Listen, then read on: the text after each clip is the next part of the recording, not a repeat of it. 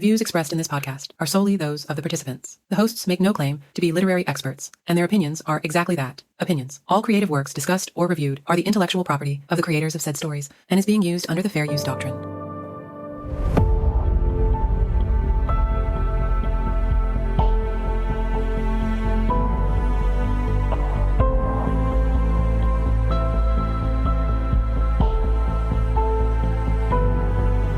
Hello and welcome to Of Swords and Soulmates, a podcast where we read, watch, and discuss romantasy stories. I'm one of your hosts, Mari, and with me I have the crew from Summer Reading Creations. Summer and Rebecca, say hey. Hi.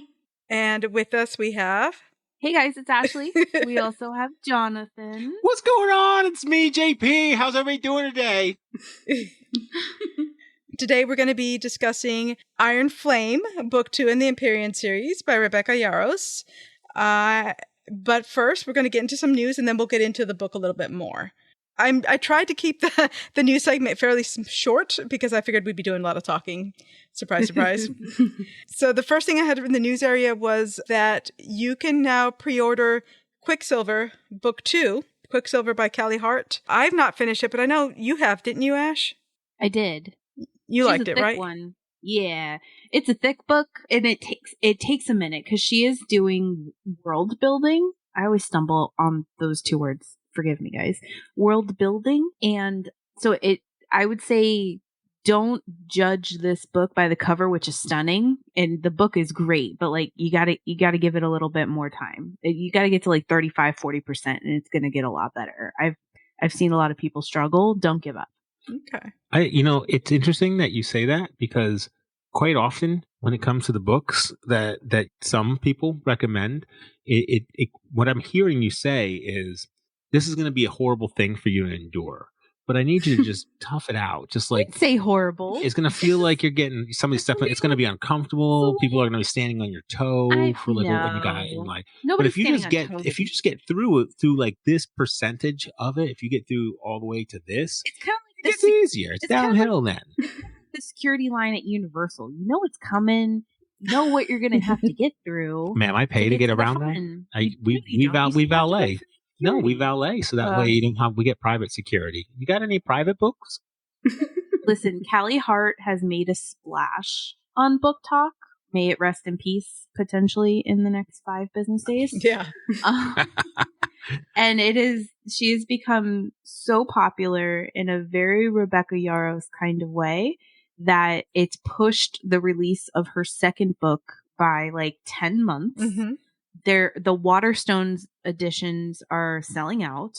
And so, yeah, I pre-ordered book 2 some weeks ago. There's no cover. Like, we don't know. I don't think we even have a title, do we? Quicksilver.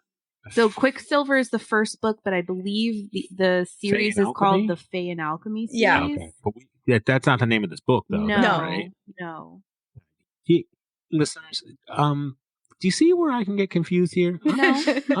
I'm a pretty face, and I'm lost in something. Just read the book. You won't regret it. And I think big things are going to come out of it. BookTok made her so famous, she got a traditional publisher. And now BookTok is dead. Not yet. That's not BookTok's fault. Yeah. 3 more days. It's on life support. I mean, Summer and Rebecca, have you guys read Quicksilver? No. Like I was saying earlier, it was one of those that I saw all over TikTok everywhere. So I went to download it and realized that I already bought it on Kindle. Whoops. So I will be. You got to read it twice now. Yeah. Right. I don't even know if I read it the first time. It's probably just on my TBR for the longest time. Yeah.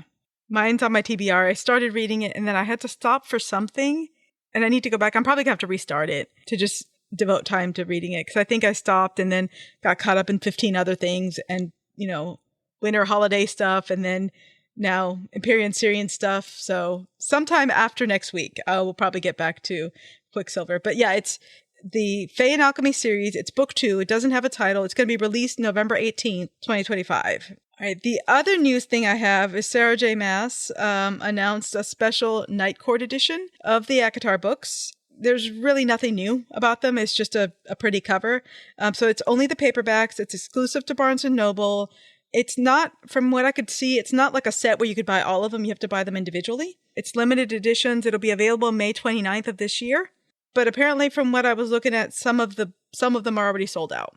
So they're all, yeah, I see this on their website. It's like pre-order, and everything looks to be, and I'm a sucker for a book with a circle on the cover. But they all look to be the same price, except for this last one. So what's wrong? What's defective with Akafas? nothing. I mean, it's popular, I guess. I don't know. I don't know why the cost difference. I'm always very iffy about buying special editions of series that aren't complete, because if I buy them and like them, and then whenever the series is complete, like, are they going to have the rest of the books in this version? You know what I mean? So. That's my How many issue. versions of this? Sorry. Go ahead. No, go ahead. That's my issue with having the series right now. I just actually got them for Christmas, but the series isn't finished, and I wanted the special edition one that they had at Books A Million, and that was prior to them announcing this. Yeah. Do the set that you got for Christmas, does it come in a polite, tidy box too? Yes, and it bothers me because when I get the sixth one, it won't be in the box. Yeah. So I'm having issues with that. Yeah. We love a special edition, but we want the next book. Yeah. You just give us something, ma'am. We need something. Pretty please. I was thinking about starting Throne of Glass.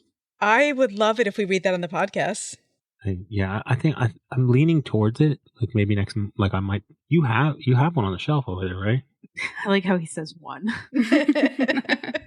How many of them do you have? Throne of Glass is not a small series or It's small a one books. book. Didn't we just talk about doing some fluffy ones? It's one book. I'm reading it. I just read It's not just one book. Listen, you read ACOTAR, Listen. and then you refused to read the rest. About 45 years ago, my mother popped out a child. She named that one James. Now, what happens after that? Subsequent children are not called James, right? I have my own name, right? So if Sarah J. Maas is like, here's a book, we're going to call it Throne of Glass. The next book has a name too. What's the next book's name? It's the Throne of Glass series, just like ACOTAR is ACOTAR series. That's only book one. Stop trying to make us do things. Because then you got Akamath, then you got Akawar, then you got Akavs. What? Any other new stuff? Did y'all hear that Onyx Storm is dropping? What? What's that? I haven't heard of that. On the 21st.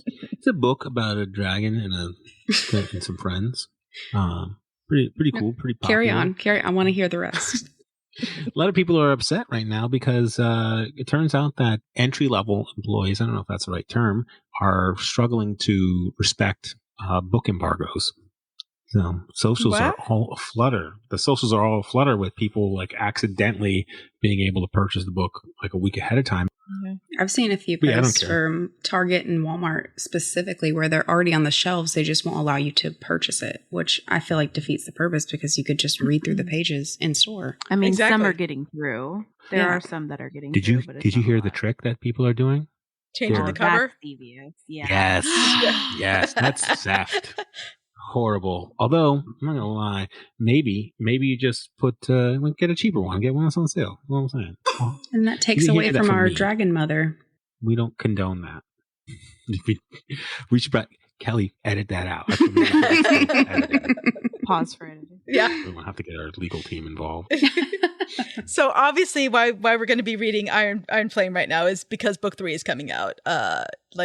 We are recording this so you can see behind the curtain a little bit. We're recording this on January 16th. Book 3 comes out next Tuesday, January 21st, and so we are rapidly catching up and rereading or reading to be caught up for book 3. I'm pretty sure this is the first sequel that we've done on the podcast, right? Yeah. I think so. I believe so. All right, so let me read the synopsis and then we'll get into the actual book talk.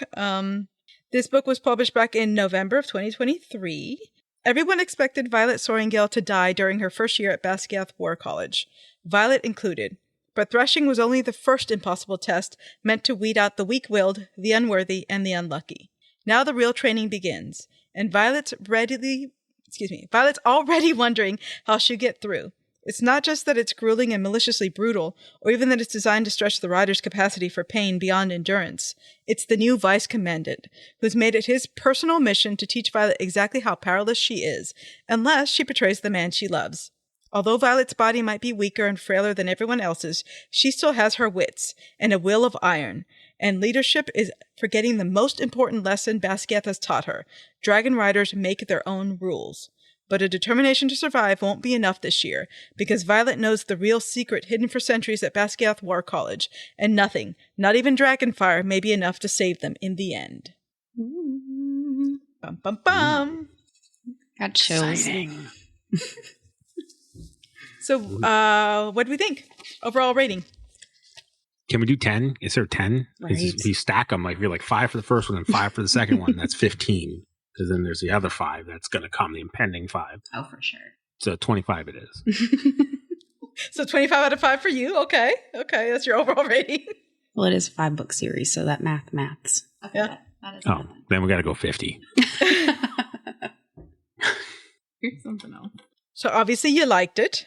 That's all you got? You got no notes? Just 50? Did you want notes? No, she does not want. Oh, no, she does okay. not need the 20. You don't want my 23-page Word document? No. Okay. No. Simmer down. It's the hunt for the second signet is what it is. Oh, and FYI, at the end of this, we're going to talk about what we think will be happening in the third book, because this episode will release on the 30th, which means this third book will already be out. But as of right now, this second, none of us here know anything about the third book. Yeah. So anything else you want to say other than 5 stars? Or 25 stars or 50 stars, Jonathan? Yeah, all the stars in the galaxy. I like a good riddle, and I feel like that's what the Empyrean series brought to me. So, do you feel stumped? Because you've got theories, but I don't think you're convinced. Like, is there a hill you're dying on? Just the yes or no. I love how you set the, Yep. set the bar. Just the yes or no. Don't dig any deeper. We're not joking about the Word doc, you guys. Don't ask me for just the yes or no. I would say there's not a hill I'm dying on, but I could rank them in order of what I feel is probable. So, but I'll say that more towards the end. The 5 for me is. And I, my first read with this book, I struggled because it's broken into 2 parts. And the first book spans a year and is like 40 something chapters or something like that. And this one spans 6 months in their time, in their world. And it's like 66 chapters. Mm-hmm. So it's like, it's a little bit slower moving for me, but what the second or one of my other rereads was basically just like I'm on the hunt for this detail. So now every stupid single word was that comma supposed to be there? What did did this change the? Should I inflect up or down? What's going on here? Change the meaning of the phrase. All right, Hamilton. Yeah, that's kind of where like I went on this hunt, this scavenger hunt, and that man, I got the chicken skin. I like it. I'm so tired, you guys. What did you tired think, Ash? I loved this book. I devoured the first one. I devoured the second one. I think I'm more impressed, with the author because I've also read some of her other works, and so I see the potential of this very long series, and it's also scary. So this is a 5 for me. I have such high hopes. We've all read it more than twice, at the very least in my household. My sister reads it. I think this book actually helped get her back into reading. Like, she was never a reader before this. And she's definitely not a fantasy reader. So I'm excited for everything Empyrean series. I'm excited for this next book. I'm excited for the television series that's inevitably coming at some point before we all die. I don't have any complaints. I think we are all, playing whodunit and murder mystery and find the signet. And it's just such a delightful game that we're all just having so much fun with. Summer and Rebecca, what do you guys think? Oh, 5 stars. 100%. 5 stars for me too. From the beginning of the book to the end of the book, it's a completely different book. And I disagree that it was slow moving. For me, it felt, there was a sag for a moment, but then it just felt so fast paced and there was so much change that it is just a completely different book from the book you started with. It's amazing. What was the transition point for you? Like when did the sag pick up and start gaining momentum for you? I don't remember the chapters, and I don't want to do spoilers for you yet. Well, spoil it. Yeah, okay. this is all, we're doing all spoilers, so you don't have to hold back on anything. Oh, okay. Yeah. Perfect. Yeah. Full spoilers Bring for me- book 1, book 2, FYI, readers out there. This is Bring me a glass of last month's milk. all spoiled. So the sag for me was where they were doing this whole back and forth where she could go, or the dragons could fly and see each other, but they weren't allowed to see each other. So there was just like no time where they were together. Mm. But then after that, it just felt like it was like boom, boom, boom, boom, boom. So many things happening and coming together. Mm-hmm. Oh, because they Yeah. weren't together.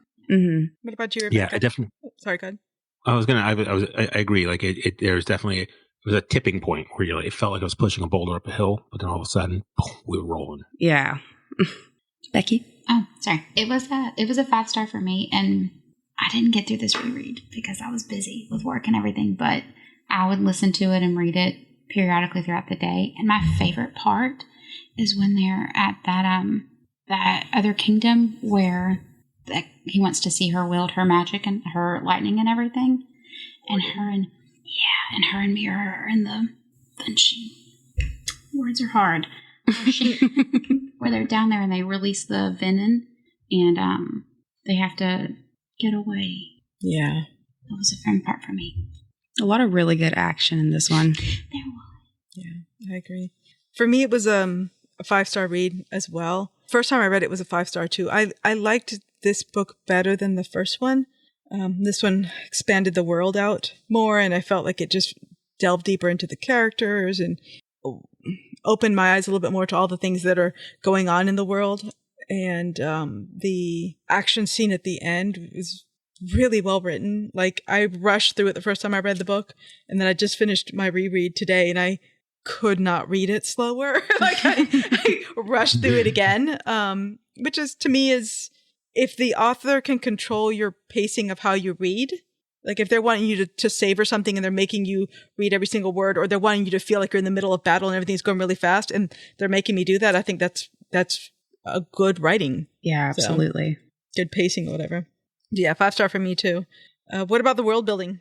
I think we got some expansion into the Paromish province, and so some kind of the dichotomy of how these two worlds, these two areas or kingdoms exist on the same continent, where Vesgaeth and Navarre kind of built protections to keep themselves safe, and they were like, we need walls and stuff like that. And all of a sudden, when they went to the Viscount to negotiate for the Luminary, and you got the opportunity to see how the Flyers were living, and Violet was like, oh, well, y'all got pools, y'all got time to swim, like we don't. Yeah, ornamental like, grass. Yeah. What? Right? And they were like, Viscount was like, yeah, we're not here for a long time, so we're gonna be here for a good time.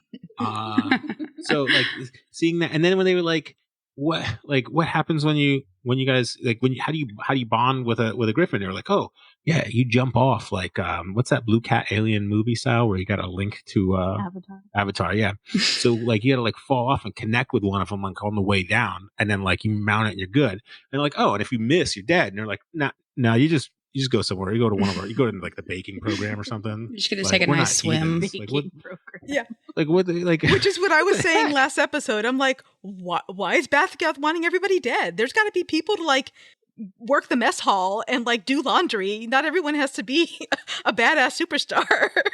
That's what the cadets are right? for. Like, yeah.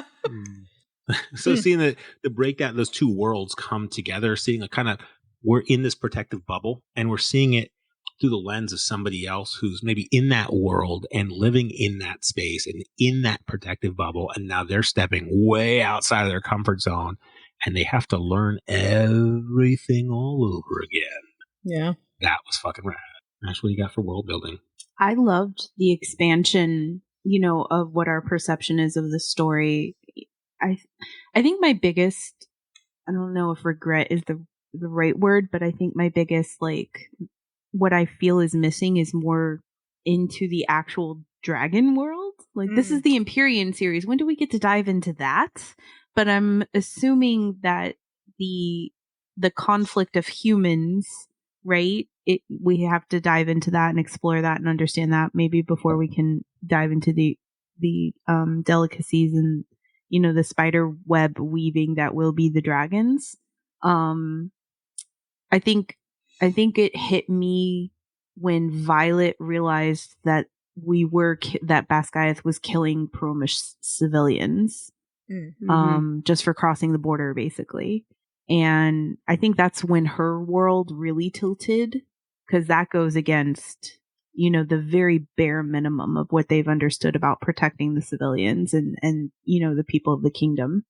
So I thought Rebecca did a fantastic job in taking, what is not a tiny college, but it is a significant space, and it is a very small space in the grand view of a kingdom, and enlarging it. So not only did we get to see a whole nother kingdom in Corden, right, who is arguably the next in line for royal lineage over there, but we got to see more of Erasia and Tyrandor and explore that, as what was once a flourishing, I guess it was a kingdom back in its own time, right? Yeah. So, 5 for world building for me. I have no complaints other than not seeing more in the dragons.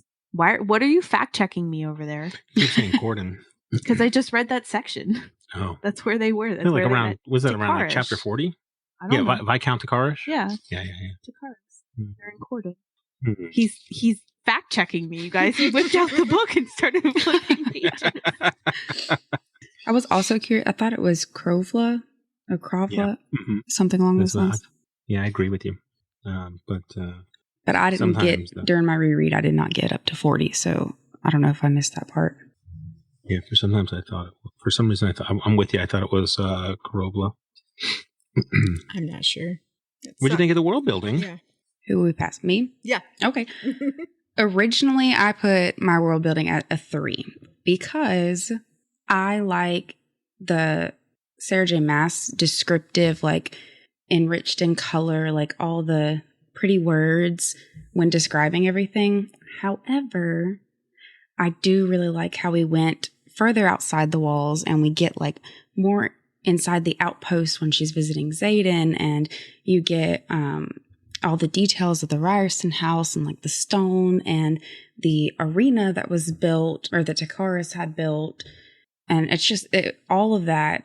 It was so immersive, and I really felt like I could visualize it. So I have bumped it up since to 4 stars, but originally for me, it was the 3 stars because I like the colors and the really fluffy, cutesy descriptions more. But I felt like she did build the world really well, and stepping outside like you said, the college that was the whole book of the first book. I mean, you made one not so small college, but it was just one area of the map, an entire book. And this time we're stepping outside of that and seeing the entire realm other than the Vale. Yeah, it ended up being 4 stars for me. I appreciated the descriptions. Nice. Very good. Becky, what do you think?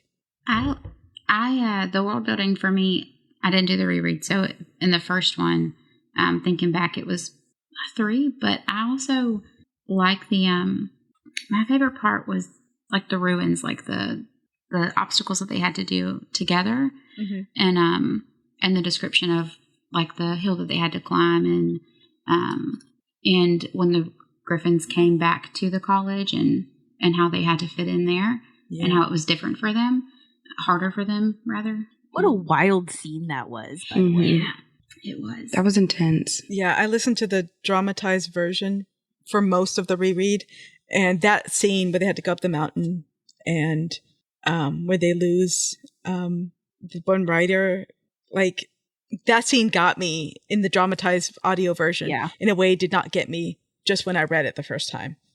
It was rough. Yeah, my reread, it was just the regular Audible version, and it got me more this time than physically reading it. Yeah. Fantasy world building for me was a 4. I definitely like the fantasy and world building in this book better than the first book, because it does expand it out. It does like compare, like, oh yeah, this is the way things are done in Basquiat, but this is how the rest of the world does things. This is what's going on in the rest of the world.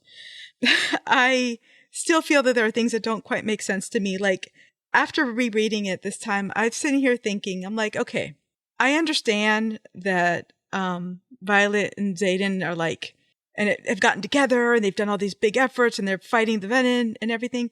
Before these two 18, 20, whatever year olds existed, why didn't the venom overrun everything then?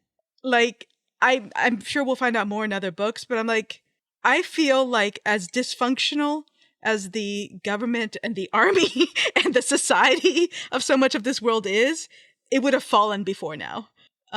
Nobody talks to anybody else. Nobody shares information with anybody else. Not like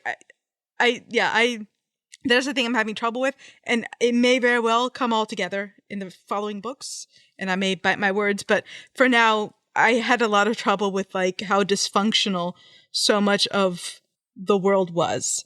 So it's a 4 for world building for me. What do we think of the romance? With the books, like the romance with the books, like how she was like so in love with What do the you think books. we're talking about? What do we usually talk about, Jonathan? Yeah, dear.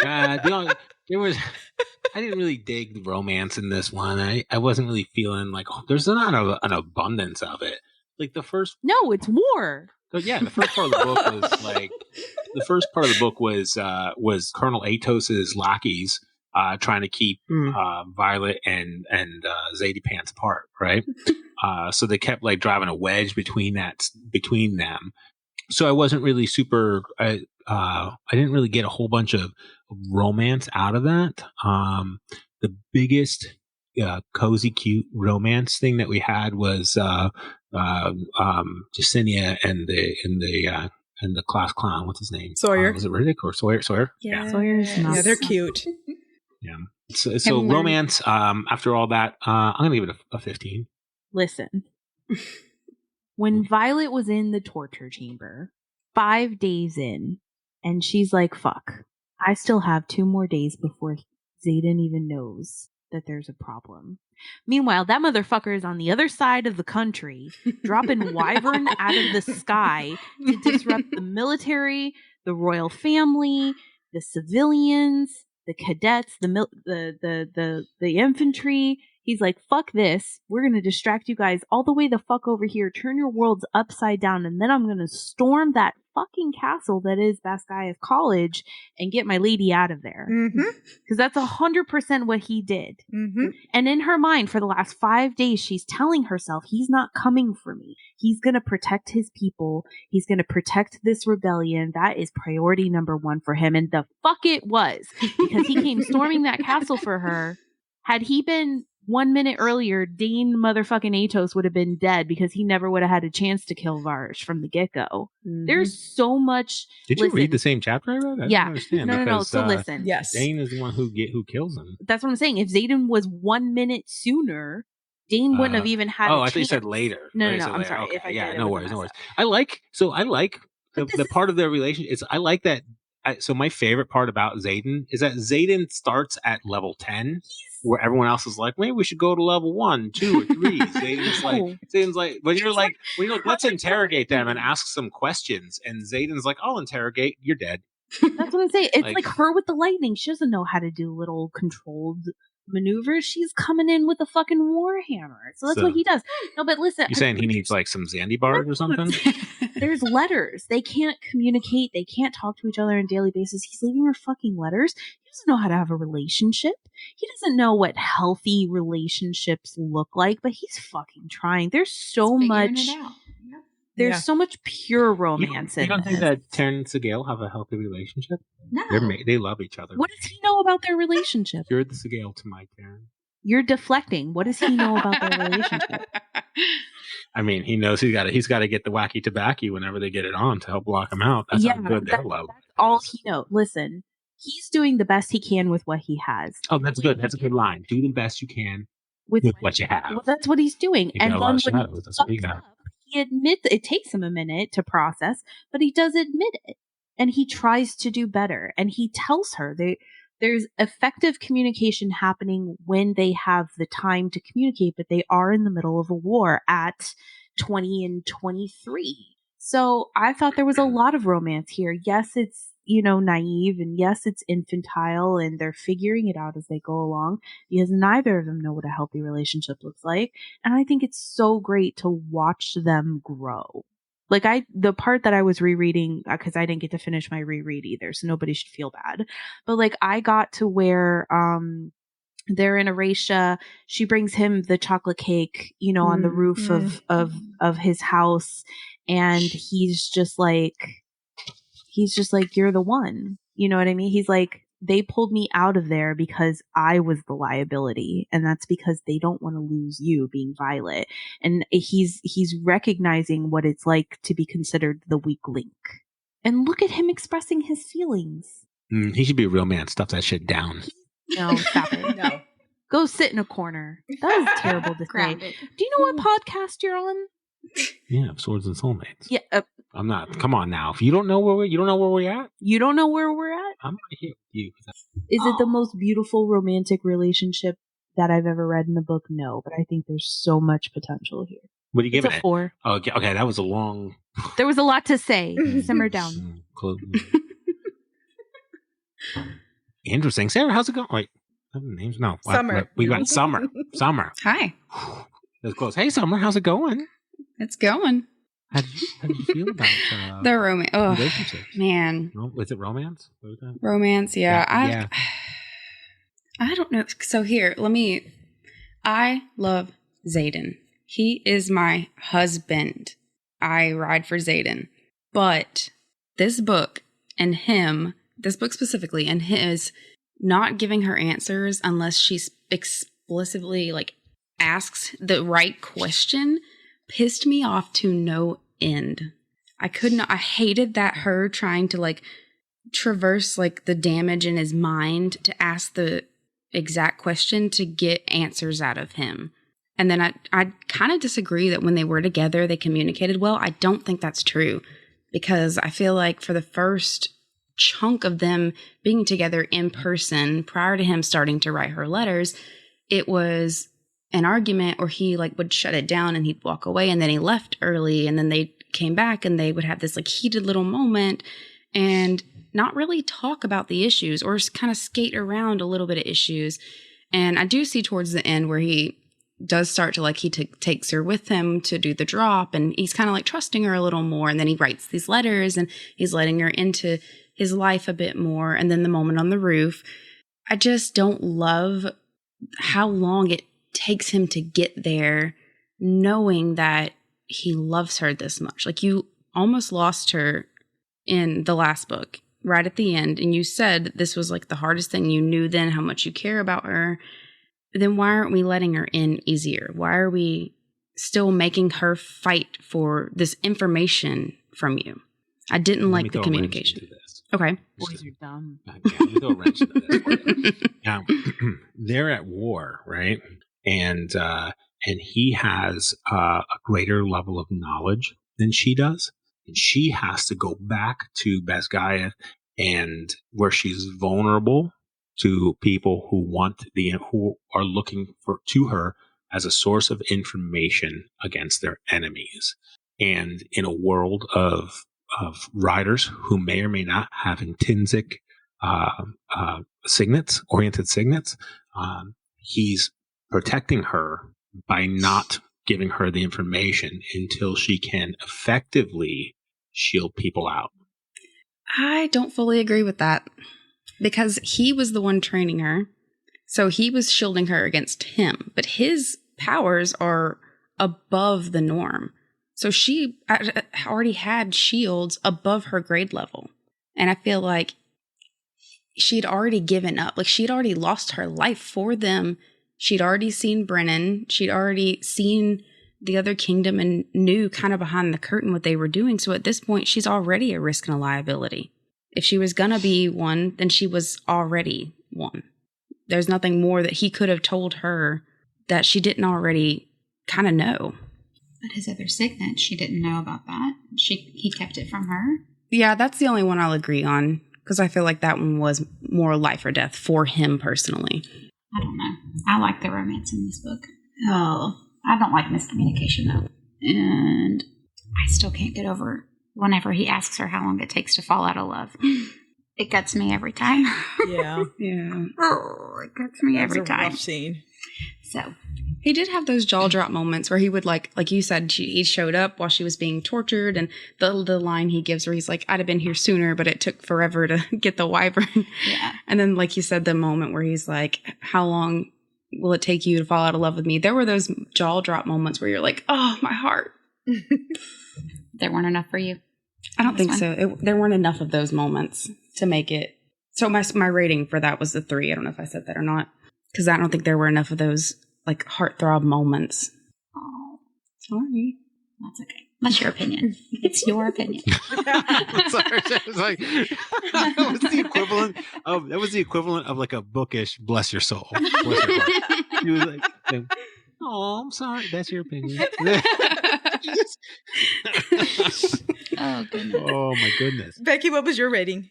For the romance, it's I'm going to stick with a 4. It wasn't a 5 for me because I felt like there was so much miscommunication and so many like hit or miss moments where they could have communicated better and it would have portrayed a stronger connection with them. But because she was keeping things from him, he was keeping things from her, and they just didn't fully trust each other, even though that was her problem at the end of the last book, was that she felt like he didn't trust her, but then she still kept things from him too. Yeah. So it's like Intentionally, too. intentionally. Yeah. So it's like, oh, I'm just hoping the next book's going to be better. More love. Lots of more love.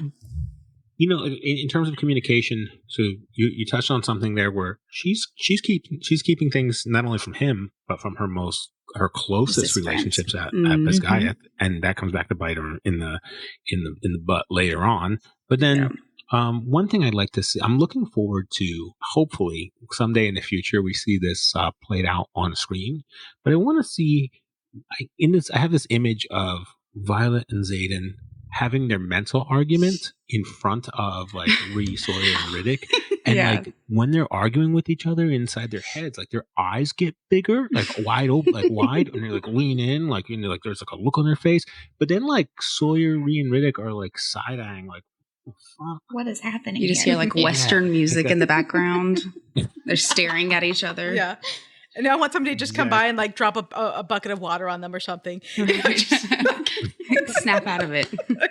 Yeah. For me, the romance, I rated it a 5.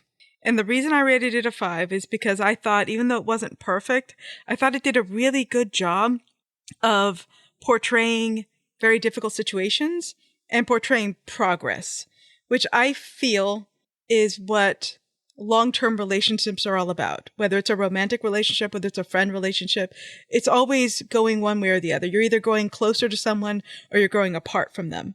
And I think, like, knowing Rebecca Yaros's, situation with her husband being military and being deployed multiple times, I feel like she did a really good job portraying long-distance relationships. I know at, various points in my marriage, it's been long distance, and that has its own bag of trials and tribulations.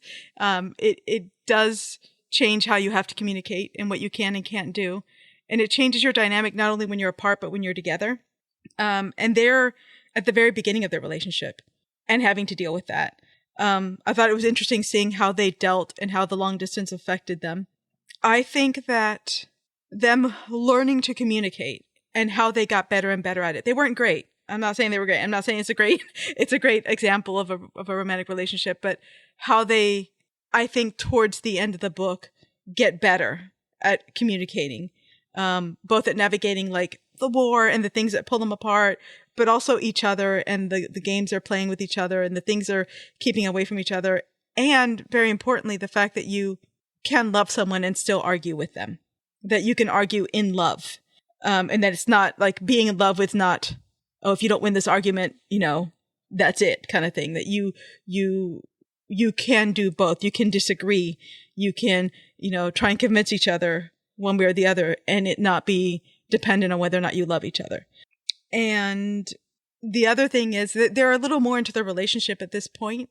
And I liked how, there was spice stuff and there's still this like hot first love, carnal, like relationship aspect to the romance, but it also kind of gets tempered some.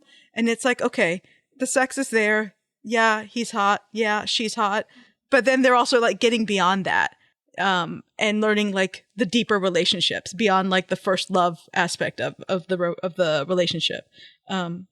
It's not perfect, but I thought it was a really good example of like progress in that direction. So I enjoyed the romance in this book much more than the last book. It's a 5 for me. Yeah, I agree. You can see how it's the long distance thing. Maybe that's why it's a turn off for me because I can't do long distance. But it did make you feel like you were in a long distance relationship. Yeah. She did that really well. Yeah. What do we think about spice? Ooh. You're kicking your feet right now? There were 2 scenes that stood out to me. The one was when he was in the sparring gym after after Segal's emotions kind of took control, and they were in the sparring gym, and he had I think part of it was like, this is archaic in this space that they're in, but then they had a water warmed bench, and I was like, I kind of wish I had a water warmed bench just in real life, and so then that kind of stuck with me. And then the other scene, I won't say the phrase, but if anyone else wants to jump out there and talk about Xaden's prime list of possessions, the scene, yes. Yeah, the scene read round the world, right? Right. It's not often that Xaden flexes his royal muscles, if that, and so when he walked into a room and he said, all right, everybody out, and they were just like, yes, okay, we're out, see you later, bye. And she like, it was poignant, although like when Ashley sits on a chair, she doesn't have the same reaction, doesn't occur. So I don't understand what I'm doing wrong. It's not your throne. Nah, she's not allowed in my bathroom. Yeah, for spice, I besides those 2 scenes, it wasn't the spiciest book for me. So I'm gonna dial it back. I'm gonna give him a 12. Dial it back. Restrain yourself. Restrain myself. Ash, what do you think of the spice? Was it caliente or was it like paprika? I thought the spice was a 4. I don't have any complaints. I thought it was appropriate spice. I thought, I thought they did a really good job dancing around reestablishing trust and not using sex to win each other back over, for what felt like the first half of the book.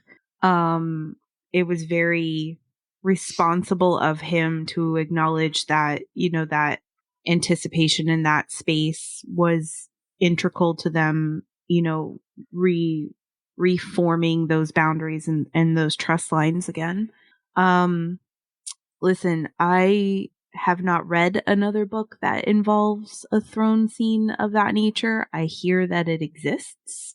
I thought, My Woman, My Throne, or whatever the line is, was very pivotal for them, especially in the sense that he was doing something specific for her insecurities, for her, her jealousy, her working through the stuff with Kat.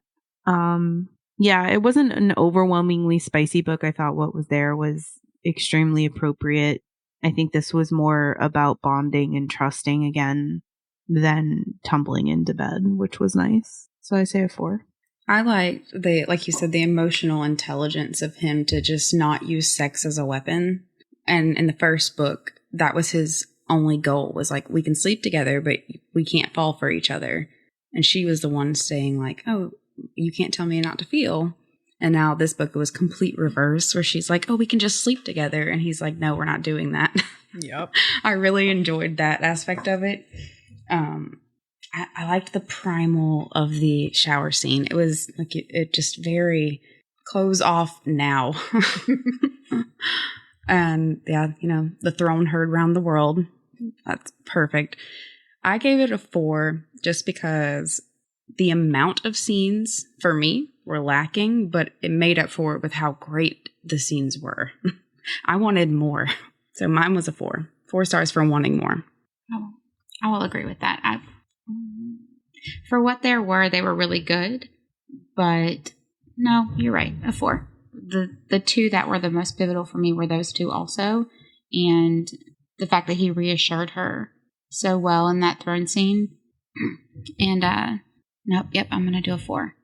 Oh, because the throne scene wasn't even like sex. No, it was wasn't just even about sex. It her. was just about her and making her feel more secure and comfortable and get past her issues.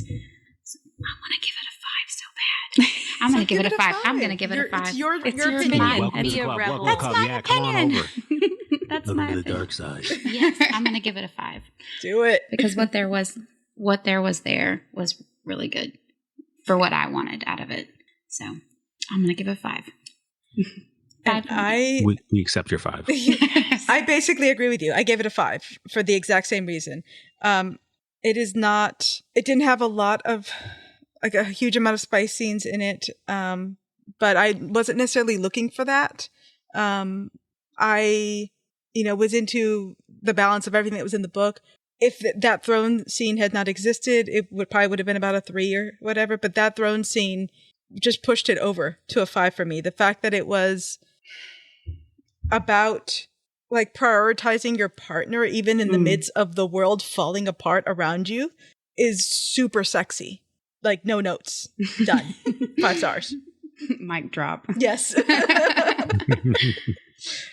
And the commanding the room. Yeah. Just everyone out. Oh, yep. Yes, sir. Yep. All right, now probably Jonathan's favorite part, but you're going to have to pick from that 25-page document you got going on there. And anything anybody else wants to add in on any like theories, anything else they want to talk about. What you got? Oof. All right, top down. Most probable second signets. So I have these ranked from most likely to like what I feel. This is just feelings. I have no. Let me say one thing before we get into it. I'm going to have you do that, like second signet, and then have everybody else talk about any second signet stuff they feel like before you go on to your next theory, if that's okay. Yeah. Okay. Oh, yeah. Go ahead. Absolutely. Yeah. So I have for the second signets, I have a like what I feel is most likely to occur all the way through like meh, it could happen kind of vibes. So I feel like. And it's none of it's confirmed, like I think we're all out there chasing the same clues, like Scooby-Doo and the gang. Mm-hmm. So I have 4. You can't see this. He's holding up 4 fingers. I'm holding up 4 for everybody to see. 4 digits. The first one is a remnant from Andarna's original gift, which is not that she stops time, but that she inadvertently slows time. So there's many points throughout the book where she feels faster than she is, or people almost will like a Matrix remark, kind of thing. Yeah, like you move super fast, and I think it's just subtle enough that it's not really being noticed, but it's happening. And they do say that I guess the line in the book is that most of the time, like most times, they lose their gift. But so kind of doors still open. The other one, option number 2, is written in the book with in that moment you wielded him. So maybe there's some sort of control over people. The third one I have is the one I hope with my heart happens. And that's where she can walk into other people's minds. And some of that is I'm hopeful, because if she can walk in other people's minds, then maybe Liam's still alive. I'll save that theory for a different section. And then the other one is, well, what if Liam's really dead? maybe she's just talking to the dead people. As those are my second signet theories. I'm leaning towards the first one, where it's like she just kind of slows time down. She squeezes it, just a little pinch of time. That's all. That's where I'm at. Anyone else got any second signet theories? I don't have any other theory. Look, unless you draw me a map to the point, I'm probably not going to find it. I'm not laughing at you because normally I am just the happy-go-lucky reader, Same. right? Like, surprise me. I'm not playing Clue here. Just living in my delusional world. Yeah. But you mentioned speed, and all I could think about was her. I believe it was the fighting scene with Jack Barlow, where she states that like he's so much bigger and like more muscular, and like he's got the physical, but she's quick. And she says that so many times throughout the book, like I'm fast, like I got my speed ahead of everybody else, like I'm faster than all of them. So I'm kind of here for that one, that maybe it's not that she's just fast, or maybe it's something to do with her like warping time. Yeah. I kind of had one that's real red string theory, conspiracy theory. I love that. But like, okay, so really she doesn't wield lightning. She wields light, right? And because I am really bad with everyone's names, but the professor was actually helping her how to aim after she left Basquiat, like in the second part of the book, the one that was training her how to control. He talked about how it's really light. It's not lightning, it's light. Okay. At the same time in the book, all the students that came from Basquiat are still learning. They're learning physics. Okay, keep that in mind. Okay, light is energy. E equals MC squared. Energy is matter. I think she's going to be able to create things from nothing. Do what menders can't. Instead of mending can only mend what's there, she's going to be able to create things. Then she can fix Darna's wings. Right! And she'll be able to ride in Darna.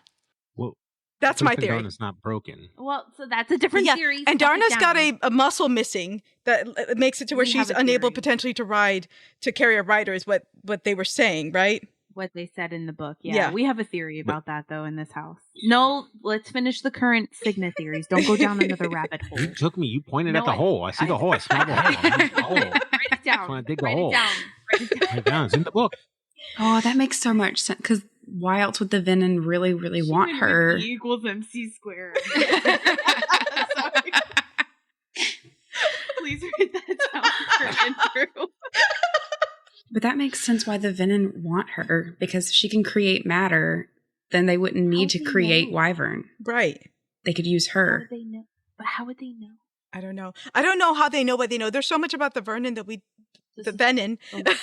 that we don't know. I don't understand the Venom, which I think we're meant to not understand them. Like, I don't think we know how they know what they know. I don't think we know the limits of their powers. I don't think we know truly what they want. So I'm going to throw a theory out there that I came across very recently on TikTok. And so it's at the forefront of my brain. And for the most part, I think Jonathan's explored the others that we believe very firmly in our household. And first I will preface, Murray, did you read the supposed leaked chapters from Apple? You're so brave. You should leave the supposed leaked chapters out. I am. Okay. No, I am. But I was going to. They don't really point to a whole bunch. No, but this might resonate if she had.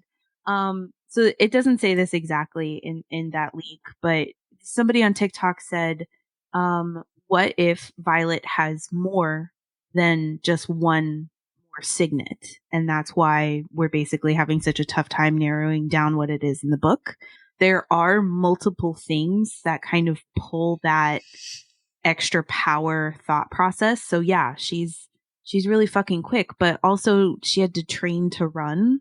So that doesn't make a ton of sense overall for me. Mm-hmm. But it would if she only has access to that at certain times, right? Because it's more than one signet. And then another one was, maybe she is talking to the dead, but again, you're only able to access that at very specific times. But then another one was the mind melding or the mind traveling. I do think that there's a very strong push for this one. And I think because we don't see it except one or two times, maybe three. So there are two very significant scenes that she has with Xaden where she is in there, right? Like a fucking second skin. She's in him, as far as his mind goes. And the first one is in the throne room scene And the I second think one, it was his tongue in her. nobody was talking to you. Oh, sorry, my bad. And then the second one was when he's fighting the Venom Sage or whatever it is, at the end of the book. There's a point to where, and Jonathan says I'm wrong and I haven't gotten back to this point yet, so forgive me. But there's a point that she's so deep in the view of what Xaden is experiencing in that scene that she's almost no longer in her body. Yes. I thought I remembered she was seeing through his eyes. She was smelling his smells. She was Yes. feeling his fear. And to me, that was her entering his mind. But I will switch this up because someone else on TikTok said, while she's in the room with the ward and General Sorngale is doing her and I'm trying not to spoil this for everybody who might be listening. When the scene is happening to her mom, somebody yells, "I couldn't stop her," or "I can't stop her." It's something like that. Mhm. And Violet says, "I don't know if that's me or Brennan." Wait, and now I'm remembering so many of these outer body experiences that she has. Right. So, Oh. you could even spin that further, right? So because we have a Liam theory too, and I'm trying not to go down that rabbit hole too deeply. I do But too. if she can walk minds and see out of the mind of the person that she's able to get to, and there's no body, right? We don't see Liam's body when he dies. We just know that he does die. But you know what? You know who else died? Brennan Jack died. freaking Barlow. Jack Oh, freaking God. Barlow died, right? So if on the very off chance, either in a positive or negative way, that Liam's body isn't dead, if she can travel or walk through minds, whatever the language is going to be, and he's alive, then that's why she's able to talk to him. So I just got chills. I know. So what I've Whoa. been saying to Ashley is magic requires balance. Yeah. And Yeah. if Nolan and others mended Jack Barlow, then it stands to reason that Brennan. That they could be testing it with Liam. Yeah. That wasn't the rabbit still- hole that I'm going down. Oh, But okay. my point is, if she has more than one signet, perhaps it's because Andarna is not just one colored dragon, right? We don't know exactly what she is yet. We see multiple times in the book that her scale has the sheen of what's next to her. And she says at the end that she's the seventh breed. So what if Andarna is all of the colors? What if she's pearlescent? What if she can change the color of her scales at whim, and that gives her the ability to channel different magics into Multiple Violet signets or and something stuff, like that. yeah. I don't know. I'm not smart enough. That was the theory that was kind of snowballing on TikTok this week. So you're going down the rabbit hole of Andarna is the draw 4 of dragons. She's the wild card. Yeah, the wild card. But she is the wild card. Mhm. Yeah. Do you guys think we're going to find out the signet in the third book? Oh, I hope so. Me too. Yeah. Gosh. We deserve some kind of closure, guys. But here's the thing. The Andarna story, I'm convinced that that's going to be our cliffhanger, really for book 3 in a way that it almost was for book 2. You get a little tidbit, but not the whole picture. So I would hope that we get clarity on the signet, because arguably we're going to be halfway through this series as Rebecca understands it currently. So I think 3 is going to be our peak, right? That's where we're going to get to the heightened of the problem, the multitude of problems that we're experiencing in the story, the drama, the war, the fighting. I got to disagree with you on that one. I think that 3 can be informational, but I don't know that it will be. See, the I think peak. 2 is informational. I think we're going to get the Zach Morris uncomfortable pain point transition in book 4. And then we'll seek resolution in 5. So you think 3 is going to be informational? You think 2 was a problem? Yeah, I think she's going to connect some dots, but it's going to leave us with. So I apologize. More questions than answers. She has to keep you. Mother has to keep you hooked on her drug. So it tastes so good. 2 is probably just background and building the story, and 3 is going to be all the drama. Yeah, it'll add to a lot of it. the theories are just running wild right now. I think 3 is going to be half and half. I think 3 is going to be maybe the last little bit of setup, because I think there is still some world stuff that we need to figure out where the pieces are before we can figure out where they're going. But I think 3 is going to end on like the beginning of the big drama, whatever the big battle, big drama is going to be. I think 4 is going to be basically the drama, and then it's 5 books total, right? That she's debating So far. back and forth. Currently. Okay, so I think whatever the last book obviously is going to be like the denouement.